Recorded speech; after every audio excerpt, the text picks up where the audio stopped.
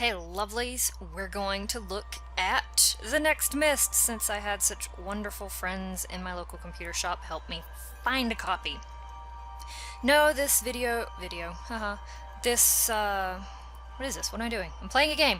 This game isn't for digital download. I'm only one person, but I'm trying to figure out how we can make this come to pass because this game is fun and it needs, a complete series for those of us that are into, completionism.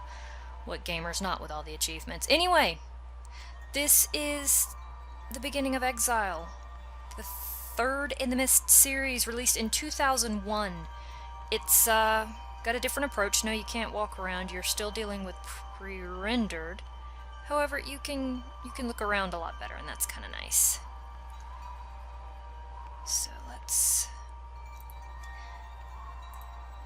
Myst being the brainchild of Cyan, this was actually the first game that they did not develop. This one was developed by Presto Studios, and it was the first one that Ubisoft was the publisher for. Before then it was Broderbund. For those of us that want to nerd out on it, haha. But it still has a very distinct Myst feel. All the stuff you can poke around on, see what you can see. I mean, the attention to detail that they've put into all of it.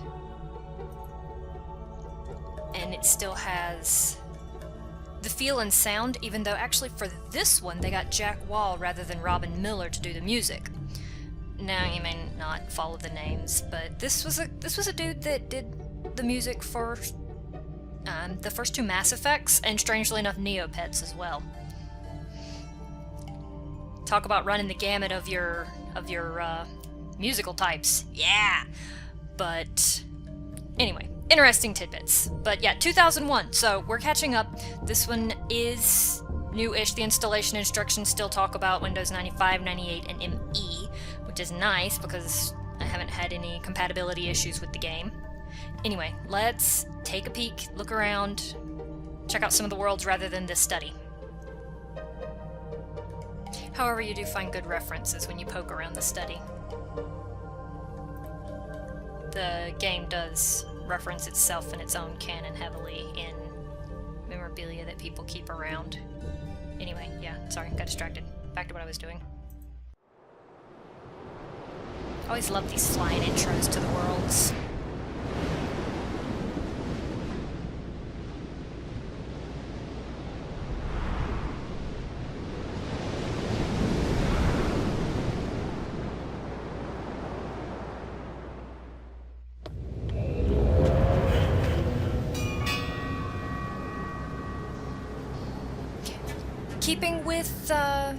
Keeping with Riven, this one does have the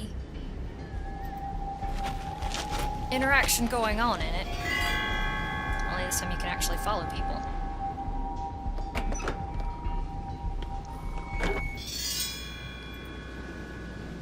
Fortunately, they got all the newfangled locks and stuff like jerks, which leaves you in this rather lovely world to explore. This one is Janine, lovingly called the Tusk. Oh, I wonder why.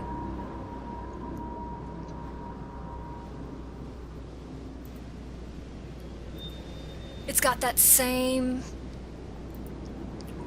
really well done and immersive sound to fit the area. The music holds true to it, even though they did get a different person. They did their homework, or they found someone that was definitely in the same school of thought. It has still the same, I have no idea what's going on, kind of puzzles that when I sat down and played with them, I seriously had to get paper and take notes and figure it out. And it was just like going back on Myst and Riven. With those, I was just kind of fiddling around and vaguely remembering things. But this one, start afresh, start anew, explore what you will, see what you can find. I gotta say, this world is scenic, but man, it still feels kind of dead. It took me a little while to get used to the look around where you stand, and while that is a very nice improvement, it was a little disorienting for me at first after playing the other games for a while.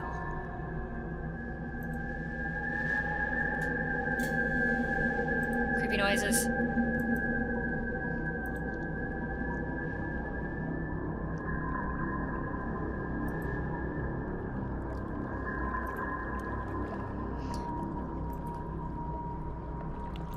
But true to the world of Janine being different, just as Selenidic and Riven and all of those were different,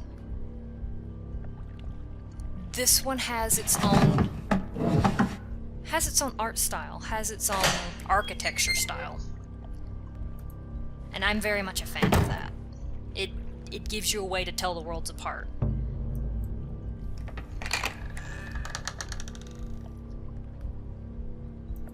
It's very colorful. I like it. It's a nice, colorful contrast to this rather drab and rocky area. Anyway, puzzles to do, things to fiddle around with to figure out how to even get to any other worlds.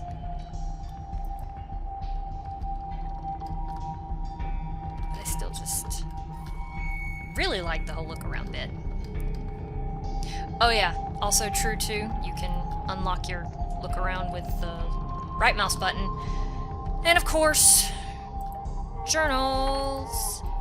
Journals. Atris is amazing at writing mile-long journals, which aren't going to help us right now. So, but I will point that out. Yes, it's a game about books, so of course there's going to be books and things to read. One thing I do like is you'll eventually get more journals, but this is the other journals that you get are even incomplete, and you even have to find the pieces of them, and through the pieces is where you actually get the hints, because oh my gosh, I will admit I haven't even beat the game yet because I am stuck. No, not in this world. Not in this world. I started a new one to show you Janine fresh. So let's actually go look at some of the other worlds we've got going on.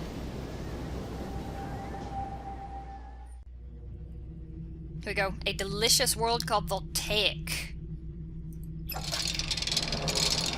Wonderful name for a world that is, right? Voltaic. Sounds like all the games you used to play as a kid, screaming, "The ground's made of hot lava!"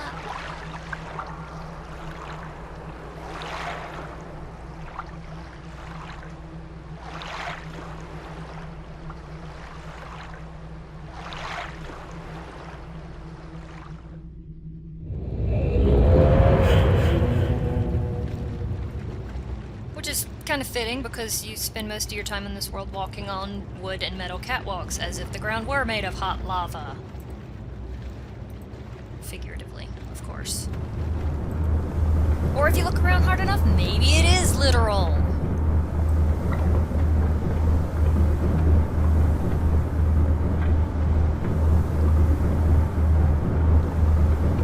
Alright, I don't like this. I don't like this. Go away.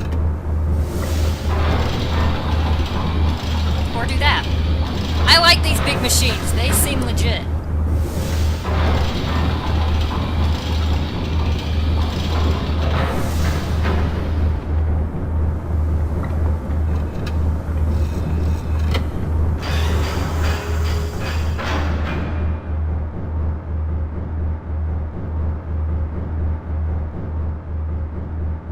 What we do have in here, though, we have a rogue artist who just kind of puts things in the strangest of places.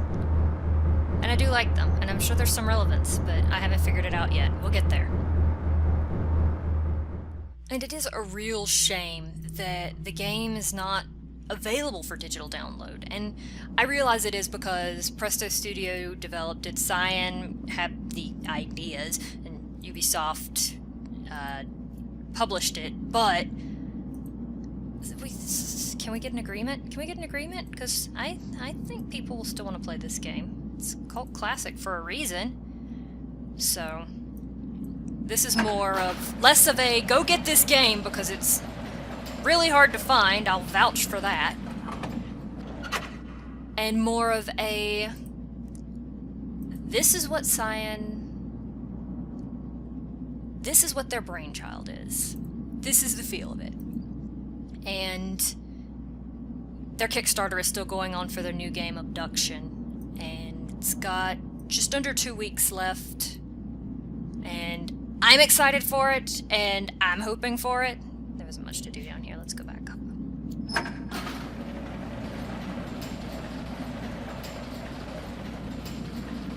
It seems like such a great elevator. I'd break my arm on it or lose my balance. It's beautiful.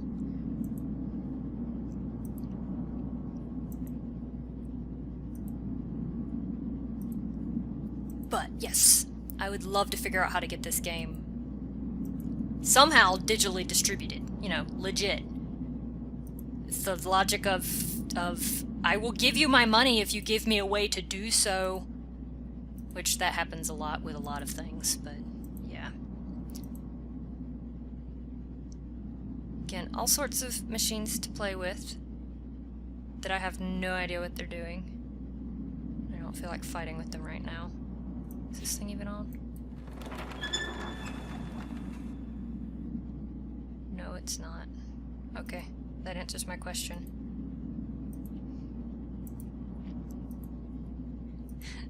Isn't that great? Is this thing even on? I don't know. I love these puzzle games, but I don't know what I'm doing. I just need a little more time. For some of the first puzzles I did have to get out pen and paper, take notes so that I could actually see and realize the pattern, and then figure it out. Woo!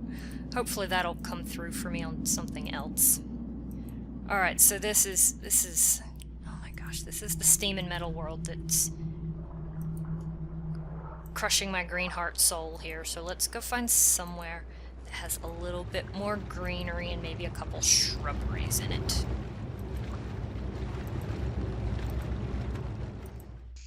Edana! A lovely green book.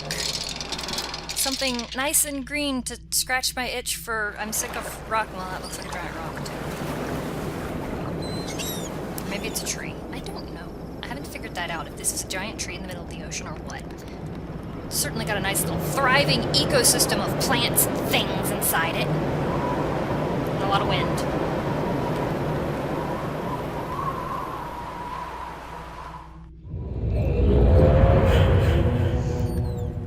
Yes, after Voltaic, this one's a nice change. I think all of the lights are some sort of bioluminescence. I'm not sure if I'm walking inside a giant rock or a wind-blasted tree.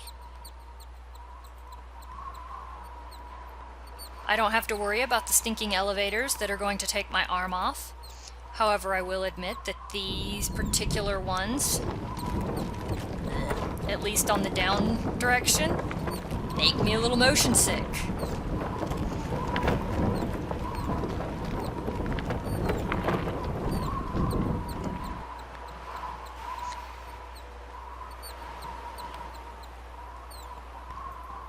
One thing that did get me about this world when I first came to it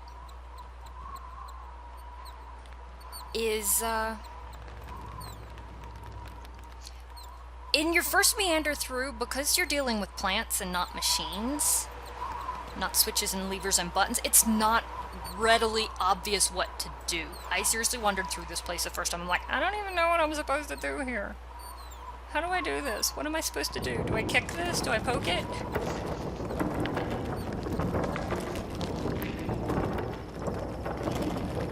But this world has kind of grown on me, if only for the plant diversity.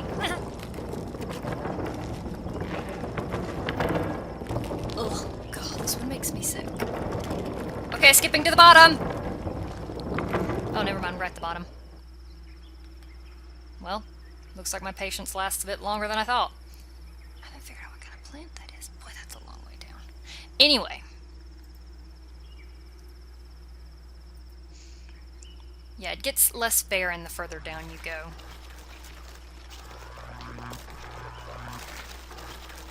What is that? I don't recall having heard that noise before.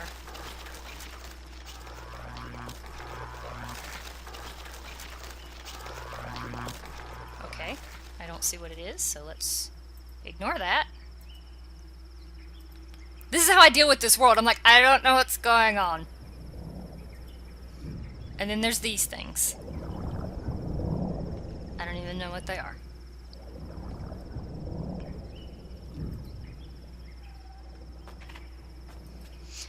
Another thing, I love the lighting and the organic feel of this level, but oh my gosh, it's so frustrating because despite my claim of need of nature, it's not the most intuitive.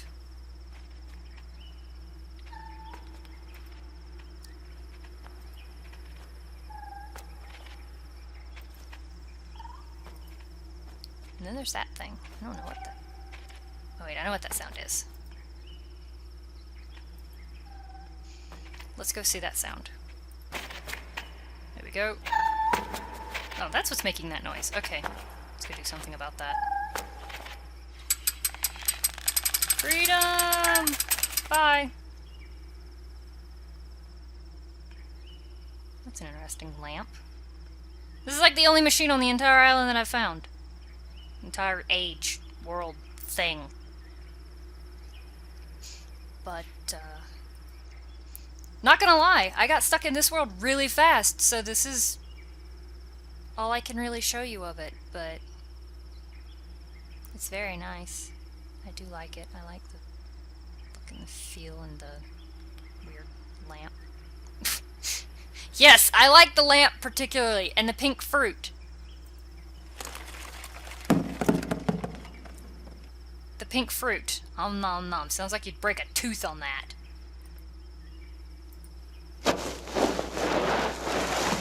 Thunk. Thus here I am with this world, and yes, it does scratch my itch. I like it.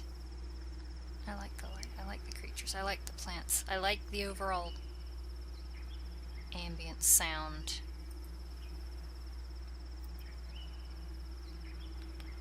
I like the wall pumpkins, or blooms, whatever they are. Alright, so let's go see.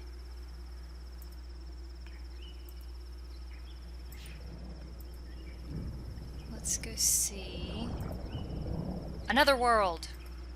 And actually, being that I still am in, let's actually just go and stand and stare and glare over the pit that I am having no luck getting to or being useful to me at all. Yes, I'm going to glare over this pit. I'm pretty sure that's the book down to Narion, but I don't know how to get down there yet. Isn't that the best thing? I mean, yeah, because I can fuss about knowing that there are worlds I'm missing because I'm a dink and I haven't figured out how to get there yet. Anyway, yeah, next world. Amateria! I can't read this one and not think Final Fantasy VII. It's Amateria. It's the black materia. This is where it went! Never mind. Wow. Game references. Why?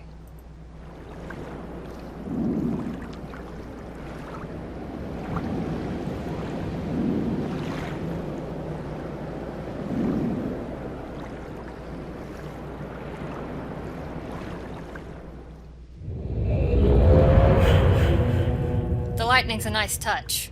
Very well done. So yeah, I had to get out of nature because nature's great and all, but oh my gosh, it's not exactly intuitive, but this place looks... Yeah. This world is actually the latest one I've gotten into, so I haven't fully exhausted and confused myself. Now, Voltaic, I got no idea what I'm doing there. I don't know what to do next. I haven't found the next piece of the puzzle. Or got the machines coordinated right. Edana? Nope. Nope. You saw my opinion of that one. I love the world. It's beautiful, but oh my gosh, I can't figure out what to do. So then we just kind of check out Amateria, and it's got a completely different feel from the others.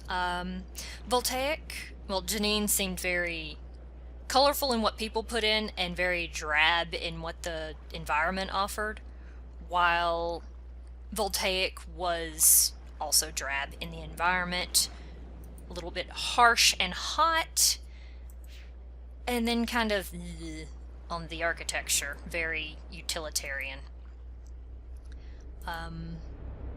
Oh, hello, glowy rocks. But this one has completely different geology, it looks like. Different age to... Hey, what's that? That's an interesting way to do a lantern.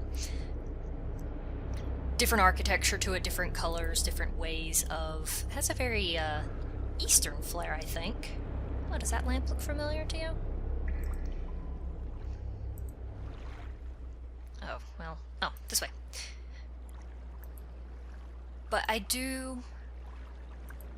Like I said, I haven't figured out a lot in this world. Like, I've seriously walked around. I have found the first puzzle, but haven't solved the first puzzle, which is not the best place to be. But I can admit that. Did I seriously find it? I didn't. Am I seriously that smart? Yes. Oh my gosh. Alright, let's go back up through the ribcage here.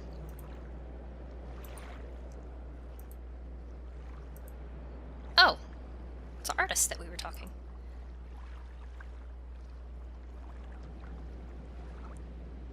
One on the right totally looks like Ganon. Wow, how many game references can I get in one stinking review of it? It's not even a review. It's spotlight of a game. Jeez, okay.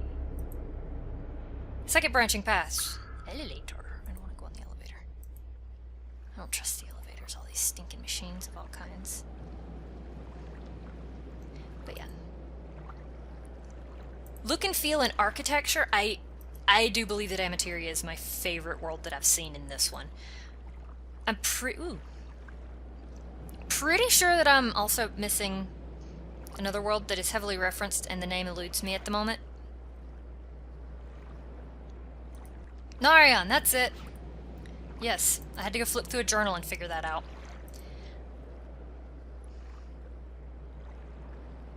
I love control panels.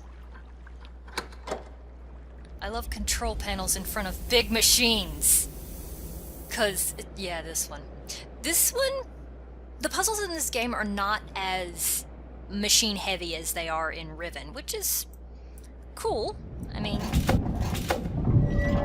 you can certainly get that done. I mean, you saw it in Adana.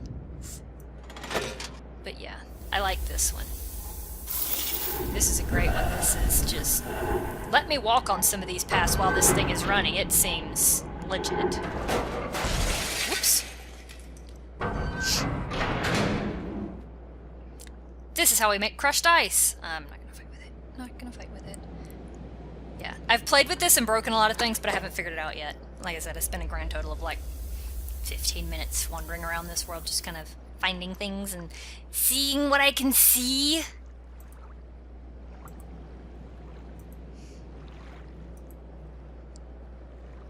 Seeing the lovely cloud going on out there. Thunderstorms in the distance. Cue the thunder.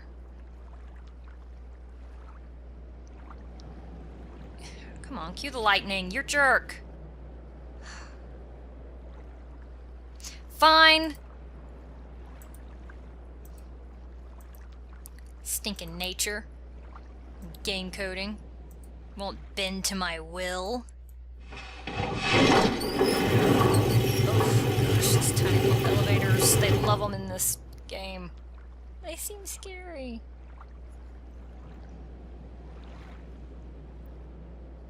But yeah, get up here and meander around on the machinery. That sounds safe. Nope. Nope, nope, nope. Alright, what is that? Let's capture and put it... I'm not gonna sit here and try to figure it out while you're watching. Sorry. But yes, this world and its lovely things. I really wish I could say, go download this game. Oh my gosh, it's here, here, and here. But I can't. Hopefully not yet. I want... Thank you, Lightning! Oh, thank you, Thunder, too. Excellent. I want to be able to say, check the description. Maybe there will be a link anyway. Maybe somebody will have gotten together and come up with some sort of agreement on this. If this is something that Cyan needs to do, I'm not going to rush them. They are working on Obduction. I want them to do Obduction. That game looks really fun. But, I can tell you I will have a link to the Kickstarter on here. I'll also have a link to other Myst games that you can get, both on Steam and GOG. But not this one, I'm sorry. With this one not being downloadable, if you guys have liked the imagery and what we're seeing, I can do more of a playthrough if you want to see it. Because on this one, I mean, yeah, I usually hate doing playthroughs of puzzle games because why should I spoil it for you? But this one's hard to find! Anyway, yeah, this has been Myst 3 Exile. Another game that is quickly growing on me in the not many days that I've had it, so... Thanks for watching. This has been DasTebbers, flailing around in a half-finished game, which is a little unusual for me. Haha! We'll see you guys next time. I don't have source yet of Revelations, so our next one might be Uru, which is okay, because I like Uru. And that one you can get on Steam, and GOG, and I think Green Man Gaming.